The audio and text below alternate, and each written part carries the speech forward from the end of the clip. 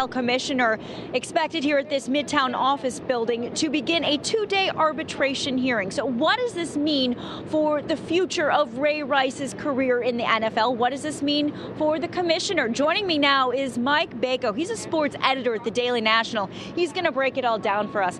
This is going to be a two-day hearing. It's not at a courthouse, but there is a judge. Explain what we can expect. So what we're going to expect is Roger Goodell is going to be on the hot seat, as will Ray Rice. What did Roger Goodell know, and when did he know it? Obviously, everyone has seen the videotape, but what did Ray Rice tell Roger Goodell was on that videotape when he handed down that two-game suspension? That's going to be the crux of what's going to go on inside this arbitration hearing. Right, and Ray Rice's lawyers have argued that he was punished twice for one thing, and that's basically their argument to get his suspension lifted, correct? Absolutely. Basically a collective bargaining double jeopardy. You know, could the NFL have known what was on the videotape?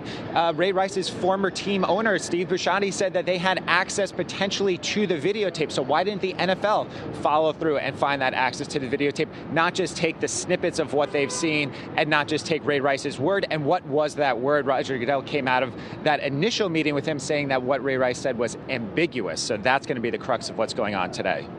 You know, let's say the judge rules in favor of Rice. The suspension is lifted, but it doesn't mean he's going to go back to his team. What does it mean for his career in the NFL? Well, he's definitely not going to go back to his team because the Ravens released him. Now the question is, which team will take that flyer, possibly face unprecedented PR ramifications, and have him on that team? I don't know too many teams out there that would be looking for that sort of headache. For quite frankly, a player from a football standpoint is on the downside of his career, so it's probably not worth the risk for any team to follow through on that. And one last question for you. You know, Adrian Peterson in court yesterday took a plea deal, no jail time, but he may not be going back to his team, or we don't know yet, right? We don't know yet. The NFL has a little bit on its plate right now in terms of following through with what the suspension is going to be for him. Probably looking at a multiple game suspension, couple $1 million, possibly in fines and lost salary from the suspension. So that's what's going to be on Adrian Peterson's plate after Ray Rice. Okay, the NFL definitely has a lot on its plate right now, that's for sure. Thanks so much,